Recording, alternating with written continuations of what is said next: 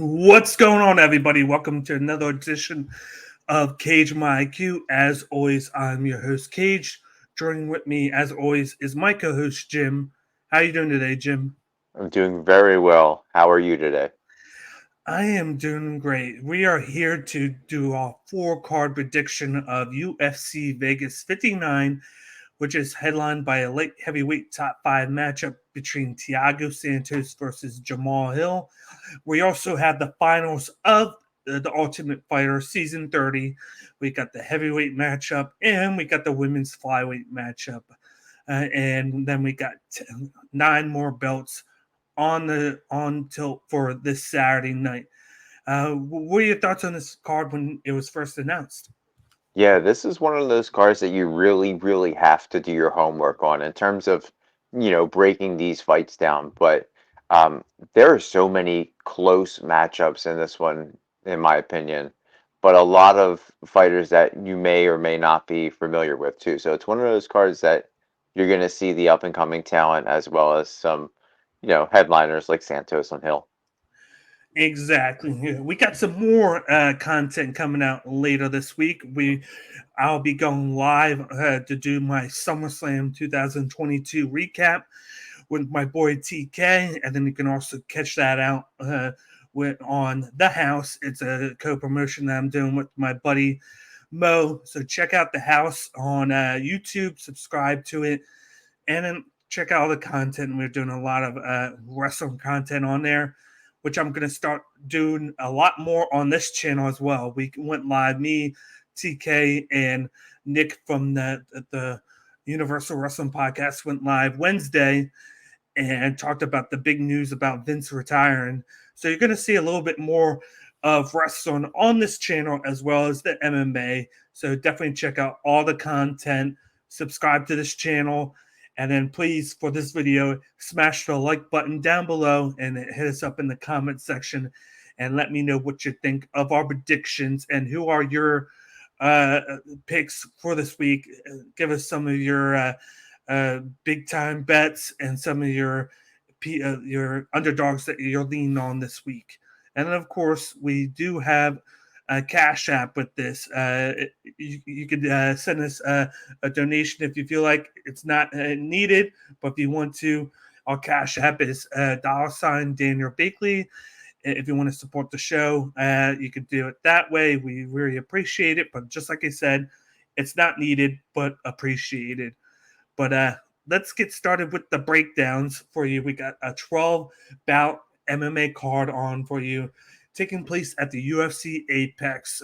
This is going to be a tough week to bounce back from a loaded UFC 277 card that put out last week. What was your thoughts on that fight card? Oh, that fight card was amazing. It was completely as advertised. I wasn't disappointed with any of the outcomes. It was fantastic. Exactly. But let's get started with the action on UFC Vegas 59. First, we got a women's bantamweight matchup between Myra Bueno Silva, who's going up against Stephanie Edgar. This is going to be contested at bantamweight. We got Shatara going up against Mrs. Edgar. Jim, what are your thoughts on this fight? And then who do you have winning? Yeah, I'm gonna go with Myra Buena Silva in this one, but I think this is a really tough matchup for her. Edgar is really good at getting the fight to the ground, and Buena Silva has been prone to getting taken down in the few of her last few fights. But I think Buena Silva's got good enough grappling and stand up to get a win. And I looked back on her fight against another primarily grapple heavy fighter in Jillian Robertson, and she handled her really well and got the decision win. So I'm gonna go decision win Myra Buena Silva over Stephanie Egger. Yeah, Stephanie Edgar primarily has a judo background. She's been working with her striking each fight that she goes in there. It's gotten improved a little bit more, but it's all about the judo background, getting the fight to the ground. And then you saw last fight, she got the submission victory over Jessica Rose Clark, I believe it Yep. was. And then you got Myra Brenna Silva, who has a high level jiu-jitsu background. She's all about getting the submissions, but she has that Muay Thai background as well that gets slept on because she likes to use it to get into the clinch. She's all about the Muay Thai clinch. She uses that to transition to the ground. But then when she's in the clinch, she likes to throw the knees, the elbows. She has good kicks, and she has very good overhand power. So that's something not to be slept on in this matchup. But I'm going with Maya Silva by decision here. I believe with them both being grappling experts in their own mind that the fight's going to be contested on the feet. I believe both are going to try and do that, and that's where I favor Brenda Silva in this one. I think she's the quicker striker. She has the better movement, and she can get the fight into the clinch to better herself with those knees. So I'm going to go with Silva by decision. Yeah, and Silva trains at shoot boxing, Yeah. and there's heavy grapplers there. I mean, Oliveira trains there. There's some really great grapplers coming out of there, but some really good stand-up artists as well. So this is going to be a really good matchup to kick off the card. Yep. But let's move on to the next fight on the card. We got a women's strawweight matchup between Cori McKenna, who's going up against a returning Miranda Granger. Of course, once again, it's going to be contested at strawweight. We got Poppins going up against Danger. Jim, what are your thoughts on this fight card, and who do you have winning? This was another tough one, but I'm going to go with McKenna. And I've gone with McKenna every time we've talked about her, and I've been wrong every single time. But I think at this point in both of their careers, McKenna has more tools to keep the fight going in her favor. She's got a higher volume output, and is pretty good with her takedowns. But she's at a huge disadvantage when it comes to reach. I believe it's a 10-inch reach advantage, which could cause several problems. She's really been Yep. working on her wrestling, going with Team Alpha Male. So I see her going more ground approach as opposed to trying to stand and bang with Granger. So I'm going to think McKenna takes it to the ground and grinds out a decision win.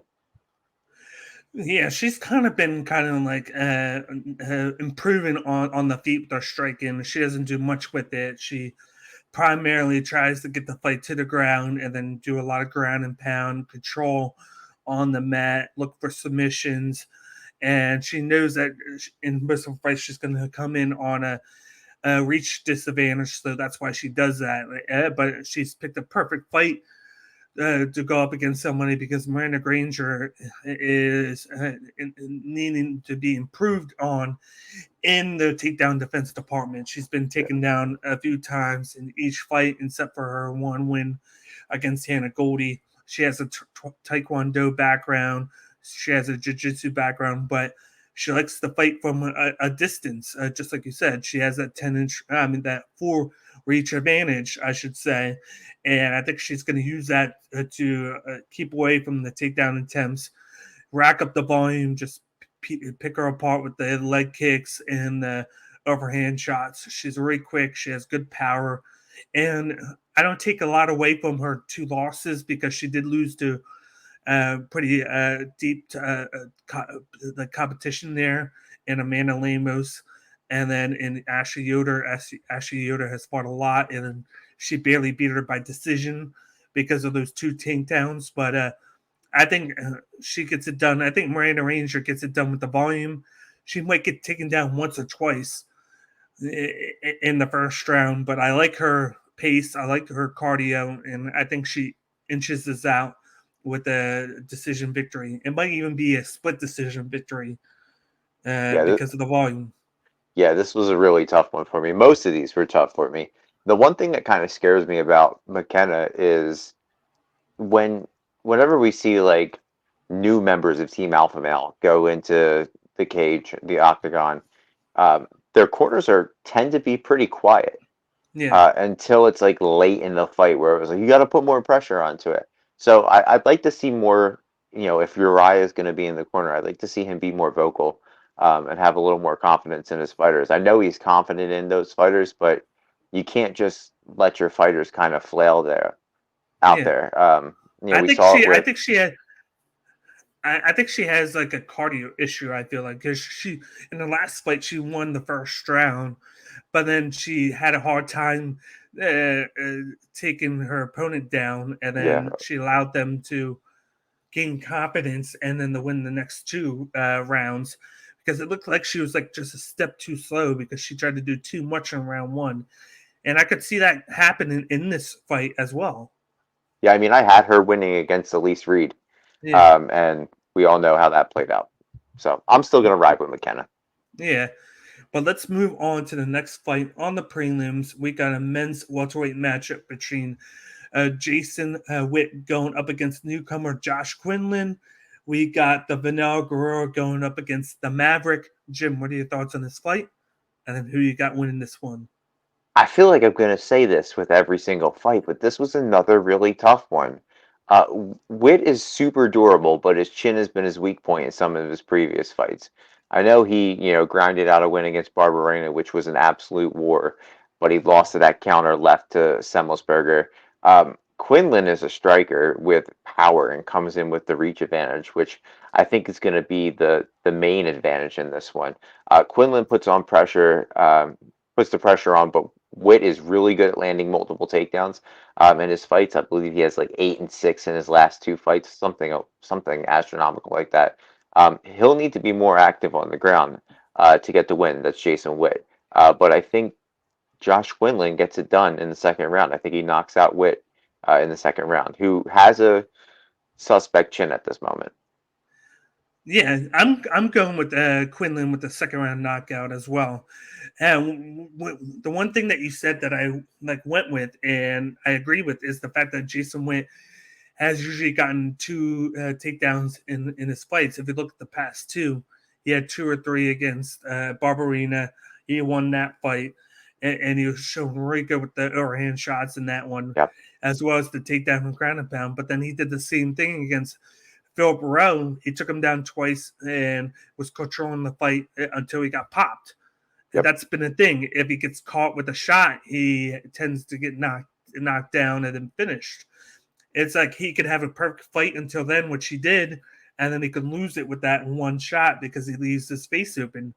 And you don't want to do that against a guy like Josh Quinlan because if you saw him on the Contender Series, he knocked the guy out in 47 seconds because Yep. the guy made a mistake and he hit him with the overhand right, stunned him, and then he jumped on top of him and finished him with the ground and pound. And we didn't even see his jiu-jitsu, which is pretty good as well. It's just that he has finishes in all of his fights but one amateur fight where he went to decision. I think he has 2 submission victories and then the rest are knockouts. So this guy knows how to finish the fight within the distance because of his power. And I think he gets it done in the second round because of it, because we know that Jason Witt could do good with grappling, but he always makes that small mistake at some point in the fight, and then it gets caught, and then it gets finished via knockout. So I'm going with the newcomer with the Josh Quinlan to win this one. Yeah, Quinlan has such a high fight IQ for being so new to the game, professionally. He kind of reminds me of what we talked about with Michael Morales last week, Yes. and how like he's got a great ground game, but we haven't seen it because the dude just keeps knocking people out. Yeah. It's going to be the same with Quinlan. I'm really looking forward to watching him transcend. Me too. And we do know that he got popped for a substance, which he said that he didn't know he was taking, but he was suspended for 9 months.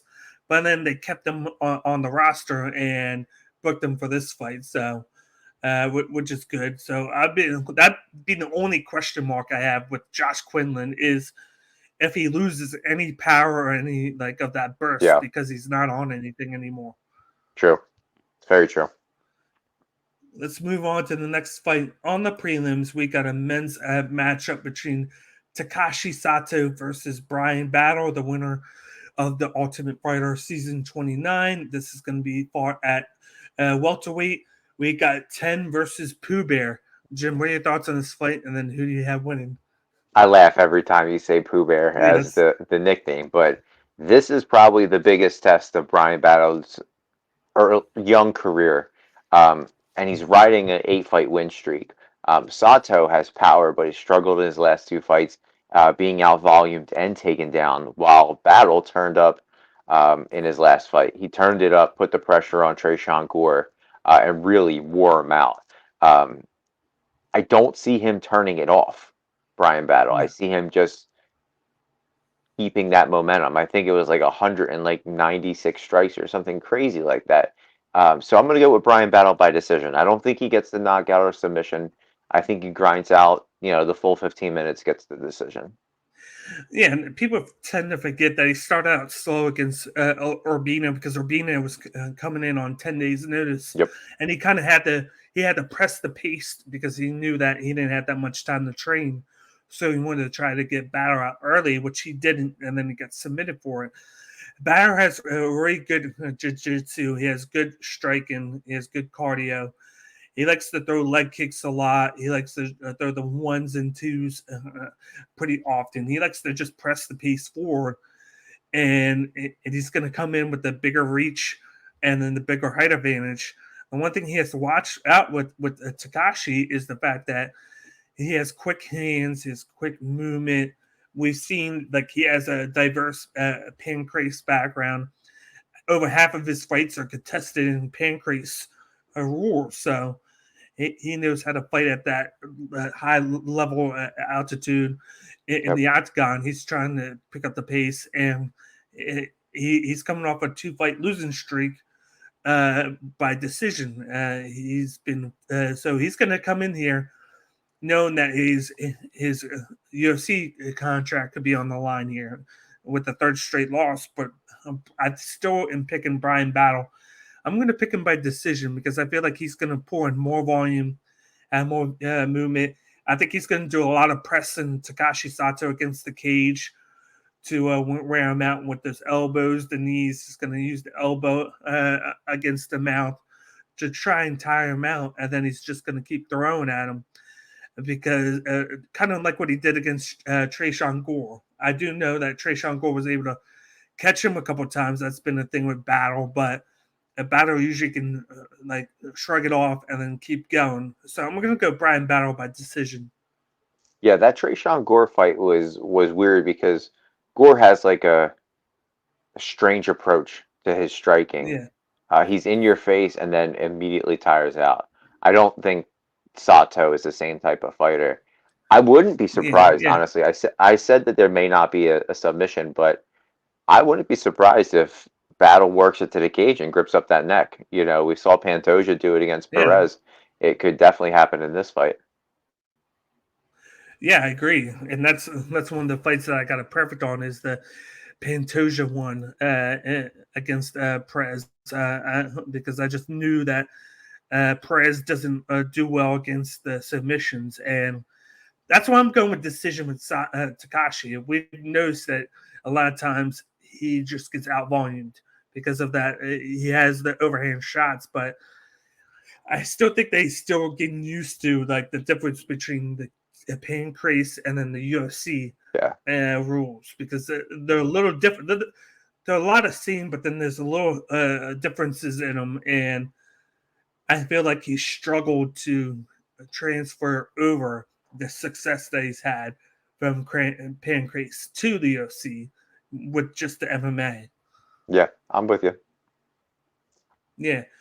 But let's move on to the next fight. On the prelims, we got a men's lightweight matchup between Terence McKinney going up against Eric Gonzalez. We got T-Rex going up against the Ghost Pepper. Jim, what are your thoughts on this fight? And then who do you have winning? And correction, it's T-Rex with the Oh, W. you're good. I love watching Terence McKinney fight. Yeah. Um, he's so high volume. He's got good grappling, but we don't get to see a lot of it because of how quickly he finishes guys. And if it weren't Drew Dober in that last fight, he would have had a first round knockout performance of the night, $50,000 And he bonus. and he took it on short news too. Exactly, but it was Drew Dober who is super durable. I have him winning this fight, and obviously everybody else does too. He's a minus 900 favorite in this one. Gonzalez has power, but I feel he's outgunned in this fight. I'm going to go with Terrence McKinney, first round knockout. Yeah, I'm going with Terence McKinney by first round knockout as well. He's coming in there. He has knockout power. He has quick hands.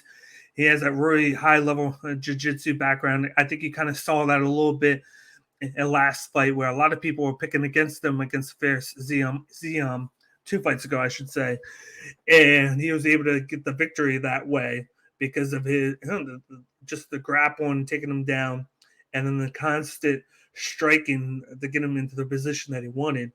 He is going up against a guy in Eric Gonzalez who has a wrestling background. He has good hands. He came in on short notice to fight Jim Miller. He had him stunned towards the end of the first round, but then he got caught early in the second round by Jim Miller and was knocked out. This is a guy that fought a lot on Combat Americana. He did a good job there. He fought some good competition, and he lost a lot of it by decision. One of the known guys there that he fought was Rafa Garcia. Mm-hmm. And they had a really good, fun fight there, but he lost. But then he's come back.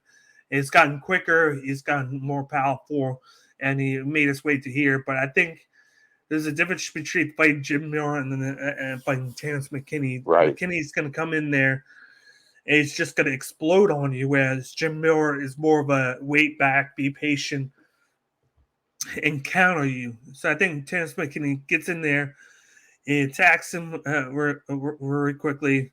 He might even take him down. I think he could even sub him too, because of his high level background. But I think he gets it done with the overhand shot. Yeah, that's exactly where I was going too. The one thing about McKinney's fights is I think what I like more than him actually fighting is the commentators just talking about him fighting, like how hyped they are for him, and like Yeah, how he's got 16 fights under his belt, but the dude, he goes in there so composed, like he yeah, walks in like he belongs there, and like that's the confidence you have to be a really young star, and he's got personality when he gets on the mic. Like he's a star in the making for the UFC. yeah. And just like we said, I think the Drew Dober fight was just a hiccup because he took it on short notice, and he still almost won it. He almost had him knocked out. The ref gave Dober a second chance, Yeah, and then Drew Dober wound up recovering and finishing Terence McKinney because he got tired out. Because he even said, "I have to win this fight early because I haven't done much training for it." So I give him all props for taking the fight and almost winning it.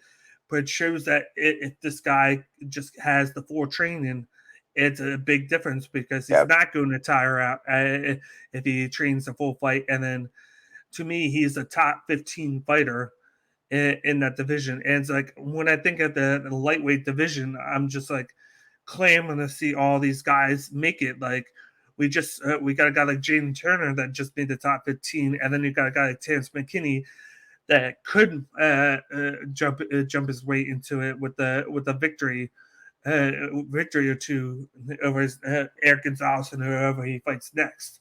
But that I think next that next was fight that might be Jalen Turner. yeah, That's a matchup I want to see. it could be, but I feel like Jaden Turner will want to fight ahead instead of behind. Yeah, we all want So to move up in life, yeah, but that's yeah, not the cards that we're dealt. and I feel like you want to save that movement maybe until like a couple more fights from now. But I think Terence McKinney is going to get this one early. He has more experience in the UFC. This is going to be his third or fourth fight, whereas this is going to be Eric Gonzalez's second one, his first full training camp for it. So I'm going McKinney by first round knockout. Likewise.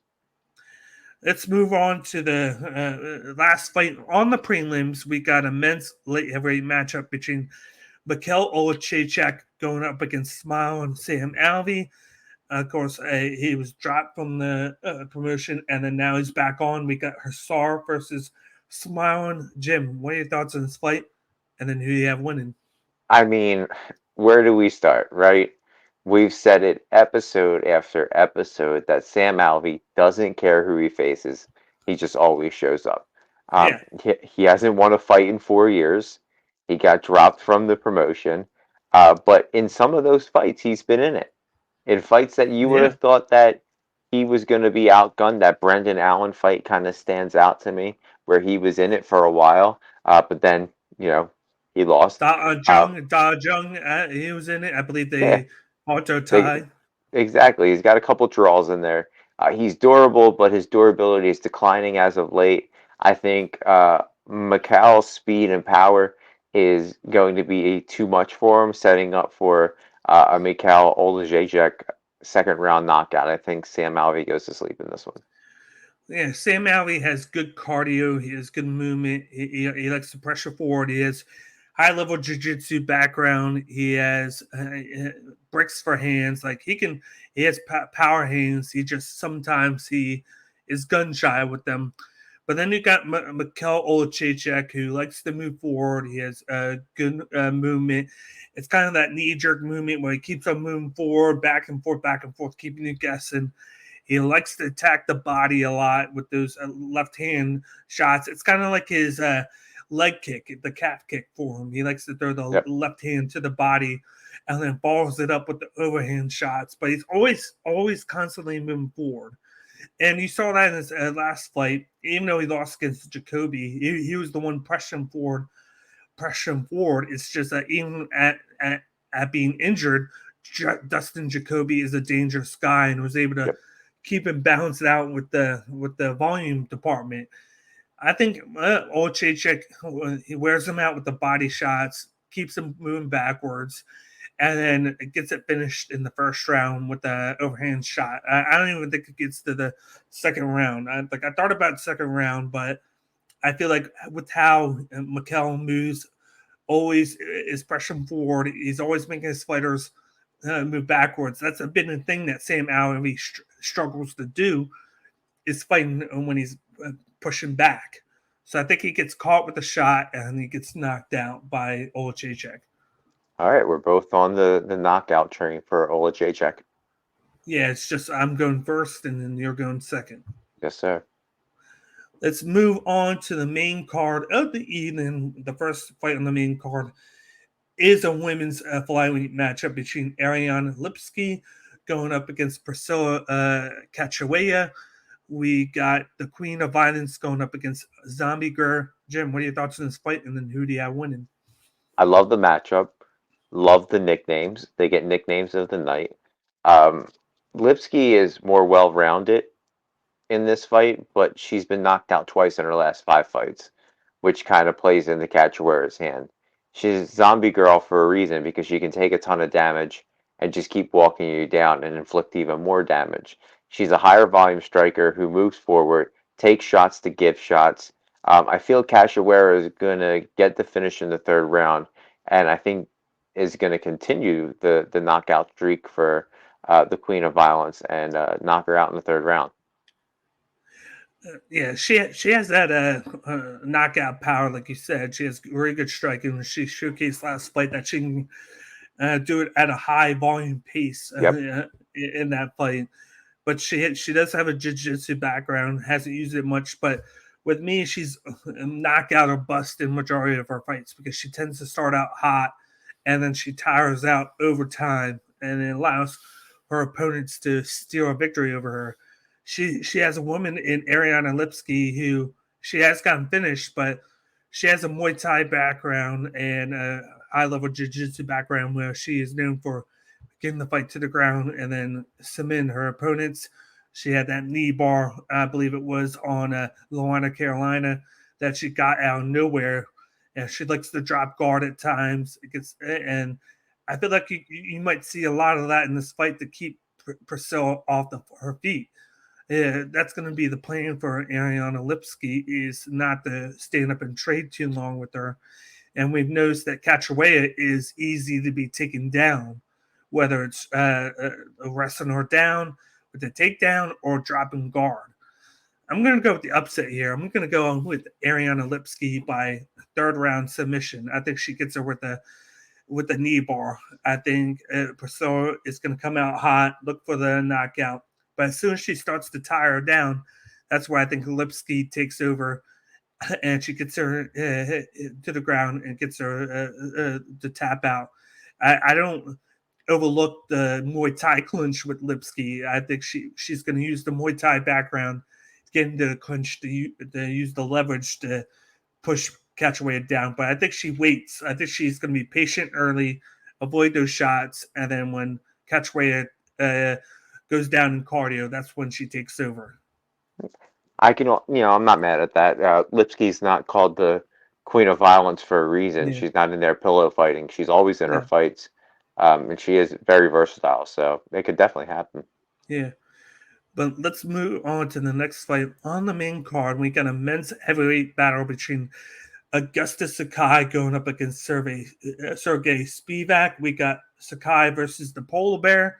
Jim, what are your thoughts on this fight? And then who do you have winning? This is your matchup of the night, right? I know how much you love Sergey Spivak. So when I saw his name pop up on the card, I was like, oh man, can't wait to talk about this one. This one, man, can go either way, honestly. But I'm going to go with Polar Bear. I'm going with Sergey Spivak just because he's more versatile and isn't afraid to take the fight to the ground. Sakai is a higher volume striker, but he's very hittable. Striking defense is, I think he absorbs 5 strikes per minute. I'm going to go with Sergey Spivak by decision. I think he takes him down, wears him down, and then peppers him up when he's on his feet. Yeah, this was a tough one because both of these guys are prone to the knockout. They've Yep. both had issues with that. Uh, we got Spivak, who has more of a jiu-jitsu grappling background, where Sakai has more of the striking background. But I'm going to lean towards Augustus Sakai by decision here, I just knew because it. I feel like he has just because I feel like he has the better cardio, is the better striking. He does good against defending the takedown. Just his one prone is the knockout, where Sergey Spivak, his cardio tends to dwindle over time. His last fight, he did get the quick victory in that one, but we all know who he fought, Greg Hardy, who isn't that well versed in anything but the knockout strike. But he showcased his hands, which is a good thing for Spivak because we've always questioned how he could do standing up and training because he's all about getting the fight to the ground and submitting you or just ground and pound you. And he was able to get him finish him with the knockout, and that was a Yep. good thing to see with him. See him kind of getting better, show new shades to his repertoire. But it's that cardio that is going to do him in. I feel like in this matchup because this to me this is a coin flip matchup where either guy can win. If Sakai can keep the fight from going to the ground and stuff those takedowns, I think Sakai gets it. But if Spivak takes the fight to the ground, he might be able to inch out a submission victory or decision here. But I think Sakai wins by volume and gets this win by unanimous decision. I mean, honestly, of all the fights on this card, this is the one I was like least interested in because like at this point, the winner doesn't get bumped up to contender level. The winner gets Yeah, like a Walt Harris. You know what I mean? Or like a Shamil when he wins. Well, yeah, when he comes off his next fight, like this isn't somebody who's yeah. going up against Pavlovich or Derek Lewis or Razor Blades. Like that's not. They're just gonna continue to kind of fight at the bottom tier. Yep. But let's move on to the next fight on the card. We have the first Ultimate Fighter Championship finale fight. We got the women's flyweight matchup between Juliana the Killer Miller going up against Brogan the Bear Walker. Jim, what are your thoughts on this finale fight? And then who do you have winning? This is another one that can go either way. This one comes down to where the fight ends up.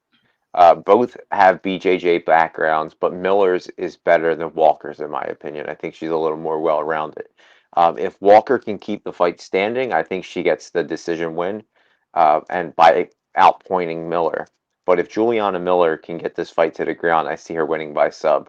I think Miller gets it to the ground, and I think she locks in a second round armbar. Okay. I'm going with Walker because I feel like with what I've seen from her on the show, she's been able to withstand a lot of damage and a lot of like adversity in her fights.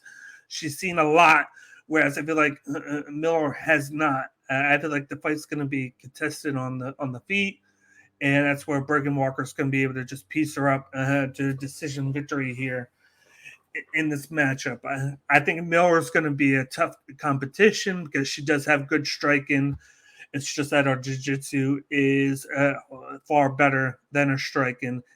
Just like you said, if the fight goes to the ground, I could see Miller submit her. But as long as the fight stays standing, I feel like it's going to benefit Brogan Walker. And I do like Brogan Walker's background. She's a fighter that has beaten Miranda Maverick in Invicta SC. Yeah. She beat her by decision. And I feel like that experience, I think, benefits her at the end of the day, having that experience against fighting in Invicta 5 times, where she's won majority of fights, especially against a fighter like Miranda Maverick. So that's why I'm leaning Brogan Walker by decision.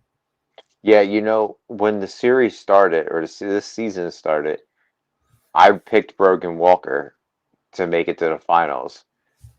But then I watched Juliana Miller, and I was like, "There's something there, man. This was a gut decision for me. This one could honestly be a split, in It could. in my opinion. I think this one has split written all over it. And either way, whoever wins it, I'm happy for both of them because Yeah. they both deserve to be there. And I think both are going to have a UFC career because we've seen Yeah, it. I We've agree. seen last year, like Brian Battle has looked good, but then look at a guy like Andre Petrosky Right. who looked good against him, but then got submitted, and he even make the finale. He lost in the semifinals, and he's 3-0 in his UFC career, like Yeah. because he's gotten better and changed camps. Little Yeah. things like that can be a big deal in coming off the show, and I think both Yeah. these women are going to look good regardless. Yeah. Trayshawn Gore got 2 fights. Ricky Turcios had that very strange fight a few cards ago, but he went out there and did his thing. I don't think we've seen Urbina in a little bit, but I think he fought this year. But Yes. just because you win doesn't mean the loser's disqualified from getting a contract. It's all about how you show up in the cage. Yeah, we've even seen Gilmore 3 times. So Yeah. Yep. yeah. But let's move on to the next fight on the main card. We got the men's heavyweight tournament championship between Zach Puyaga going up against Muhammad Usman. We got the Ripper versus the Motor. Jim, what are your thoughts on this finale fight? And then who do you have winning? Yeah, another one um, that could go either way, honestly. Puaga has a ton of power and has showed that moving up to heavyweight was the right decision for him. He was a lightweight fighter. He was a little worried moving up, but he said, opportunity knocks, let me take it. He's explosive. He's powerful. He's got a good right hand. His cardio is getting better, but Usman Yeah. has really good cardio. They call him the Motor for a reason. He trains with his brother, down in what's it, Fortis MMA? I think that's where they're at, Yes. or Sanford, one of the two. Well, Sanford's Killcliff now. This one was tough for me because these two train together and they know each other very well. They were training partners for a very long time. Yeah, and I a team elevation, yeah. Yeah, and Puaga's trained with Overeem. He's trained with other, Curtis Blades. yeah, he's trained with a lot of like high level guys, as has Usman. Usman, when I saw him in the PFL, I was pulling for him. You and I sat in on his press conference, and it was really nice to hear his story. But I wasn't impressed. I wasn't impressed in his performance in PFL. But the talent level that he went up against was so much higher than where he's at now, going against a Puaga. I don't see this being a knockout, although Puaga has that power, as does Usman. But I see Usman winning by split decision. But if Puaga can land that power shot, it's over. But I'm still going Usman by decision. I think it was a beneficial thing for him to be trained by Adriana Pena in this season, just for the fact that she gave him that extra like training in jiu-jitsu, and she is tall and alright. She has a great cardio. She knows when to pick her shots, and she probably helped him at being more patient with his strike. And I think he was always looking to land that knockout shot in PFL, and he Yeah, would tire himself that way. But when you pace yourself and you're more patient with your shots, you can have a bigger success. So that he won his fights by decision on the show, and it showcased his patience in it. Just like you said, the motor, he was able to Yep. control his cardio, land bigger shots, but at a lesser rate because he doesn't need to throw 100 times just to try and land a shot. He can throw 10 times, be more selective with it, and be more accurate with the shots. And I think Pena helped him out with that tremendously, and it showcased a lot. But then you got Zach Poyaga, who made the move up from light heavyweight to heavyweight. He has great cardio. Yep. He probably has almost better cardio than Usman. He has great movement. He has knockout power. He has a big traverse background in everything. He said he's trained in every art form that he could get his hands on. Yeah, he's a Swiss Army knife. And kind of like Matt Schnell, where he tries to learn a little bit of everything, but he's really good at just to stand up and train shots. You saw in the fights in the semifinals. The one struggle he did have was getting taken down, and control it on the mat. But I feel like at heavyweight, that might not be as big of a deal to have to worry about because a lot of fighters are there trying to knock each other out. It'll just be something that he works on here and there as he goes forward to try and better it in case he comes up against a guy like Curtis Blades, who he's teammates with. So along those lines of Curtis Blades, Cyril Gahn, we've seen the Alexander Romanov, those Aspinall. Tom Aspinall. We've seen guys like that who are no slouch to get the fight to the ground. But at the end of the day, I got Zach Poyaga winning by decision here. I think he pours in more volume than Usman. He does that at a greater rate. He doesn't slow down, and then he has really good movement. And he has good placement with his kicks. I like how he mixes his leg kicks with his hands, where I see a lot of Usman just throw him with his hands. I don't see as much leg kicks from him as you do Zach. So I could see Zach winning by decision here. It could be split decision, but I think he gets done more volume in this matchup and edges out Usman in the finale. Yeah, I think either way, like we were talking about with the Miller and Walker fight, both of these guys are walking away with a contract unless it's the most boringest fight you've ever seen. I think both these guys walk away with a contract. Yeah, definitely so. Just like we said before, we've seen guys leave the show and they either get better or they draw back. And the guys you see better are the ones that make the tweaks in their fight camp and then to try and take the next step if they don't win. Yeah, not only that, but it's Kamaru Usman's brother. Yeah. But let's move on to the co-main event of the evening. We got a men's welterweight matchup between Vicente Luque versus Jeff Neal. We got the Silent Assassin versus Hands of Steel. Jim, what are your thoughts on this fight, and then who do you have winning? I love this matchup.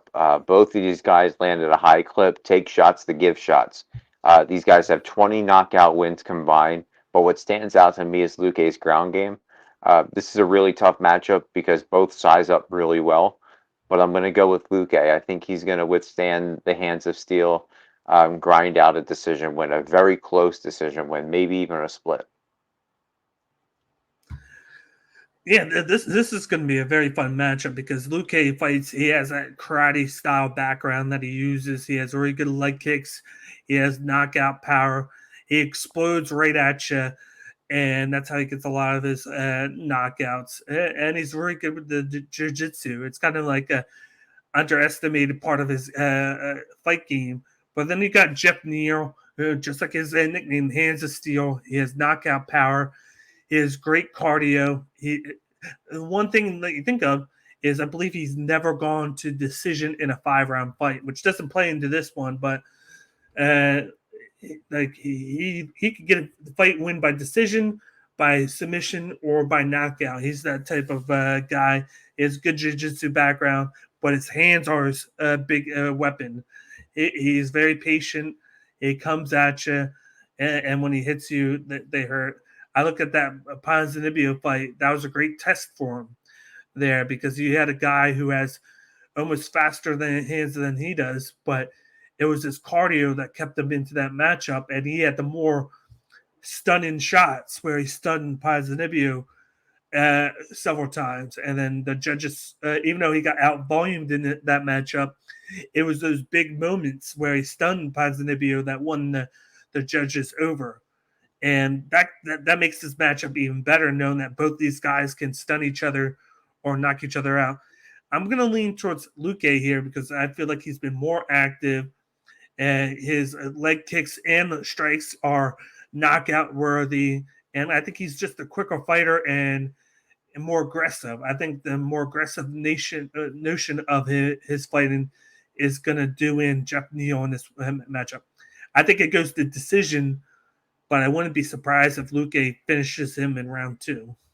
Okay, I'm with you on the decision. I don't know about the finish, but anything's possible with these two fighters. Exactly.